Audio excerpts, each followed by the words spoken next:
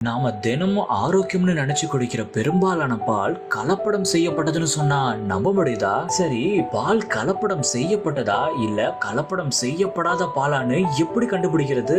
அந்த சீக்கிரட்டை இந்த வீடியோல உங்களுக்கு நான் டீடைலா சொல்றேன். உத்தரப்பிரதேச மாநிலத்துல சமீபத்துல 14,000 லிட்டர் கலப்படம் செய்யப்பட்ட பாலை பறிமுதல் பண்ணி அடிச்சிருக்காங்க. அப்போ நாம தினமும் ஆரோக்கியம்னு நினைச்சு குடிக்கிற பால் கலப்படம் செய்யப்பட்டதா அப்படின்னு தானே யோசிக்கிறீங்க. சரி, பால் கலப்படம் செய்யப்பட்டதா இல்ல செய்யப்படாத பாலான்னு எப்படிப்பா கண்டுபிடிக்கிறது? அதுக்கு மொத்தம் 5 வழிகள் இருக்குங்க. ஆமா, அதை நாம பண்ணா பால் கலப்படம் செய்யப்பட்டதா இல்ல கலப்படம் செய்யப்படாத பாலான்னு வீட்டிலேயே கண்டுபிடிச்சிடலாம்.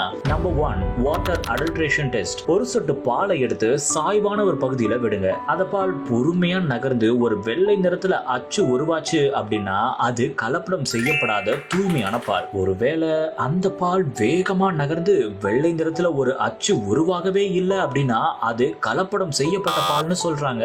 Number 2, starch adulteration test. 3 milli litre பாலை எடுத்து நல்லா சூடு பண்ணிக்கோங்க. அதை அப்புறமா ஆறவும் விடுங்க. அதுக்கப்புறமா 2ல இருந்து 3 டிராப்ஸ், அதாவது 3 சொட்டு அயோடின் சொல்யூஷனை அதுல விட்டுருங்க. அப்போ அந்த பால் கலர் மாறவே இல்லை அப்படின்னாலும் இல்ல கொஞ்சம் மஞ்சள் நிறத்துல மாறுச்சு அப்படின்னா அது கலப்படம் இல்லாத தூய்மையான பால் அப்படின்னு சொல்றாங்க.